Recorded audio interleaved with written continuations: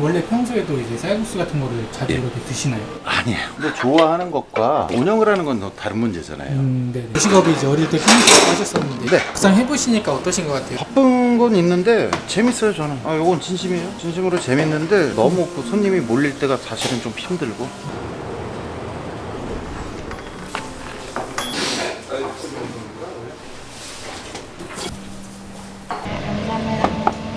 사장님, 네. 소개 좀 부탁드릴게요. 김포 사호동에서요 신머이 쌀국수 운영하고 있는 김나현이라고 합니다. 시작하신 지 얼마나 되신 거예요? 불한 지는 한 2달밖에 안 됐어요. 어떻게 하시다가 이제 쌀국수집 창업을 하게 되신 거예요? 회사 운영을 좀 오래 했는데 요식업이 젊었을 때부터 꿈이었어요. 제가 하고 싶었는데 여건이 안 돼서 미루다가 회사는 이제 어느 정도 돌아가니까 오토로 운영하게 됐고, 제가 배우고 싶었던 국수 이쪽을 파고들다 보니까 쌀국수가 매력을 좀 있더라고요. 자연스럽게 접해가지고. 회사도 이제 같이 하면서 이 쌀국수 가게를 운영을 하시는 거예요? 네. 원래는 어떤 일을 하신 거예요? 제약회사의 공장들이 있거든요. 저희가 알고 있는 뭐 녹십자나 한미 이런 곳에 그 미생물 파트라는 분야가 있어요. 그쪽에 환경을 측정하는 분야의 제품을 판매하다가 그쪽에 종사한 지는 한 20년 가까이 됐어요. 그러다가 이제 8년간 회사 운영을 직접 하다가 이제 직원들한테 어느 정도 맡기고 오토로 운영을 하려고, 제가 이제 하고 싶은 요식업을 하고 싶어서 한 게 이제 한 4개월 됐나? 4개월 해보니까 이제 어느 정도 직원들이 알아서 잘 돌아가더라고요. 오토로 하신 지 이제 한 4개월 되신 거예요, 회사를? 그렇죠. 이제 요식업은 또 처음이시라고 하셨잖아요. 네. 종류가 엄청 많을 텐데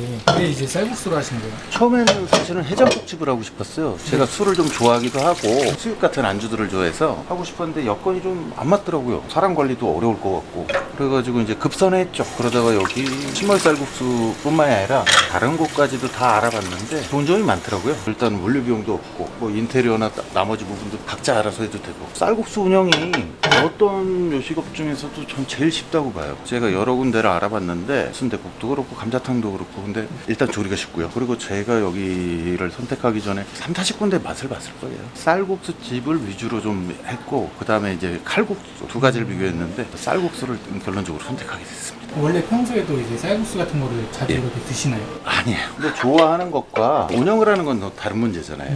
네네. 전 제일 좋아하는 건 순댓국이에요. 요 배달 나가는 건 네. 국물을 좀 더 많이 줘요. 이거는 육수예요? 네, 아침에 만들어 놓은 육수입니다. 많은 양을 만드는 건 아침이고요. 저녁에는 이제 뭐 맛이 변할까봐 한 번 더 삶아 놓고요. 배달을 같이 하시는 거예요? 그렇죠. 배달한 지 얼마 안 됐어요. 보름? 처음에는 하루에 한두 건 들어왔어요. 근데 저희가 이제 배달 시스템 자체를 몰랐거든요. 지난주부터 메뉴 이미지 놓고 맛있다고 좀 소문을 내주신 분들이 있어서 하루에 한 10건, 20건 사이를 이제 나오더라고요. 조금씩 늘어나는 거네요. 예, 계속 늘어나요. 그것 때문에 힘들어 죽겠어요. 이거는 쌀국수 면이에요? 네, 베트남에서 직접 수입해온 가장 비싼 면이거든요. 식감 때문에 이걸 꼭 고집을 하고 있어요. 사장님 무슨 소리예요 이건? 이거 뭐 전화 온 건데 바쁠 때 못 받아요. 그냥 무시해요.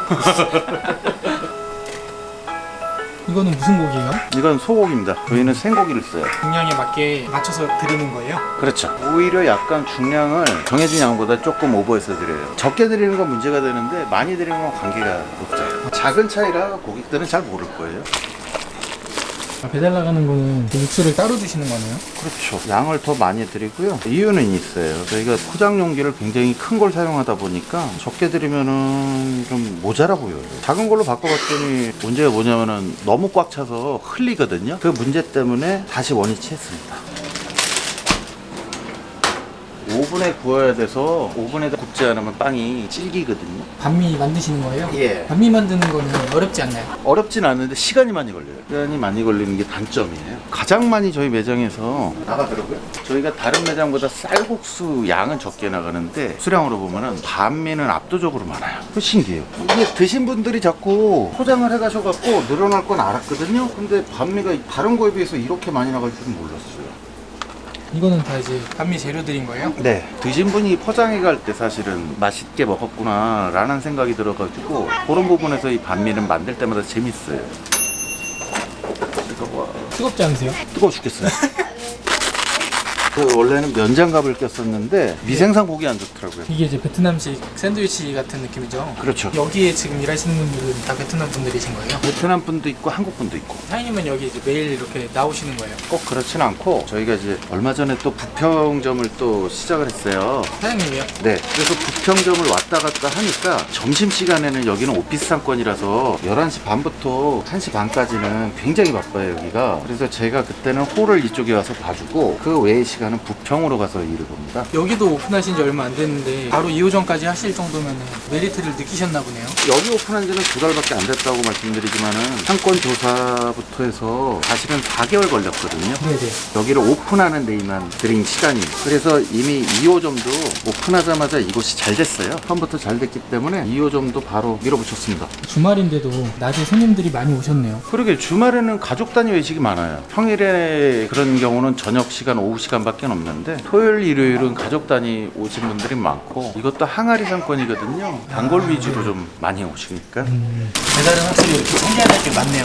네, 손이 많이 가요. 배달시키지 마세요. 그리고 여기 단가 자체가 막 부담이 되는 가격이 아니어가지고. 다른 쌀국수집에 비하면 그렇죠. 사람들이 오해를 하는 게 있어요. 어떤 거요? 가격이 제일 비싼 메뉴들이 있어요. 저기 보면 뭐 양지머리 쌀국수, 그다음에 곱창간장. 쟤네들이 원가율이 제일 비싸요. 그래서 마진율도 제일 안 좋아요. 곱창이 제일 비싸요. 곱창과 양 그게 이제 150g이나 들어가다 보니까 푸짐하죠. 너무 푸짐하고 모양은 좋은데. 쌀국수에 이제 곱창이 들어가는 거잖아요. 네. 무슨 맛이 나요? 곱창하고 깐양 들어가면은 고소한 맛이 더해져요. 확실히 제가 먹어보면은. 이색적인 메뉴이긴 하네요. 저희 쪽에는 있는데 베트남 쪽에는 곱창 많이 들어가고 깐양 들어가는 경우가 많아요. 베트남 쌀국수 그쪽에서 매니아가 되신 분들이 있어요. 그런 분들을 위한 메뉴가 따로 있고 북부사파라든지 고수가 많이 들어가요. 그다음에 그 외에는 사실은 한국식으로 다 맞춘 거예요. 한국인들은 10명 중 9명이 못 먹어요. 고수를. 제가 근데 쌀국수 하다 보니까 10명 중 8명이더라고요. 전 지금도 고수 안 먹어요. 안 먹는 거예요? 못 드시는 거예요? 안 먹어요. 비누 맛인지 샴푸 맛인지 모르겠어요. 주말에는 확실히 이제 평일보다는 손님이 좀 적잖아요. 많이 적죠. 절반 내지는 3분의 1? 예, 고맙습니다. 어서오세요. 요식업이 이제 어릴 때 편의점 하셨었는데 네. 지금 이렇게 하고 있잖아요. 막상 해보시니까 어떠신 것 같아요? 바쁜 건 있는데 재밌어요 저는. 이건 진심이에요. 진심으로 재밌는데 너무 그 손님이 몰릴 때가 사실은 좀 힘들고. 이제 회사 생활을 20년 넘게 이렇게 하셨잖아요. 이렇게 회사 생활 오래 하신 분들도 요식업 고민하시면 네. 좀 추천을 드리시나요? 전 추천해요. 대신 종목 선정은 알아서 잘 해야 되는데 저도 제가 좋아하는 것만 사실 파고들다가 별로 안 좋아하는 쌀국수를 하게 됐잖아요. 가능하면 좋아하는 걸 하는 게 좋지 않을까. 그래도 2호점까지 하실 정도면 만족도는 높은 네. 편이신가 보네요. 예, 아주 높아요. 3호점도 준비하고 있습니다. 아 그래요?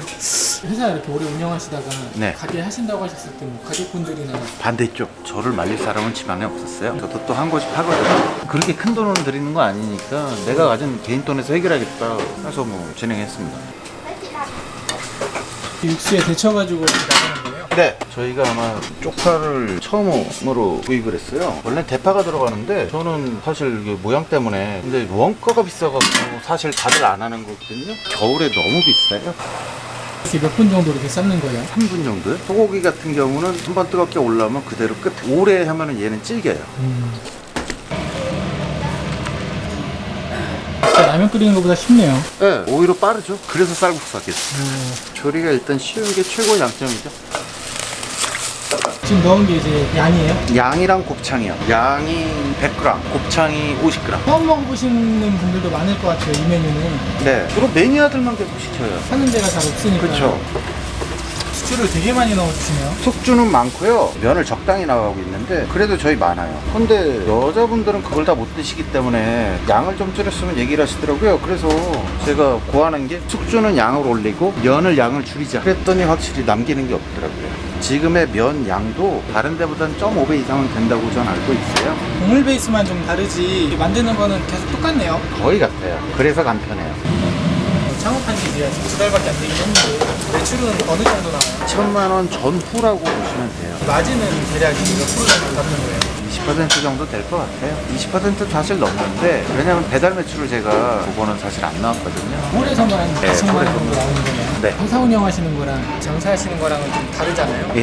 이 일 하시면서 좀 힘든 점은 어떤 것 같아요? 오랜 시간 손님이 없을 때가 요식업 하시는 분들은 다 힘들 것 같아요. 그런 부분. 그다음에 이제 날씨에 따라서 손님이 오느냐 마느냐가 결정되니까 일은 그렇게 힘들게 못 느껴요. 저는 일단은 요식업을 하고 싶었던 사람이니까 다른 사람보다 조금 좀 긍정적으로 일하고는 있는데 훨씬 재밌어요.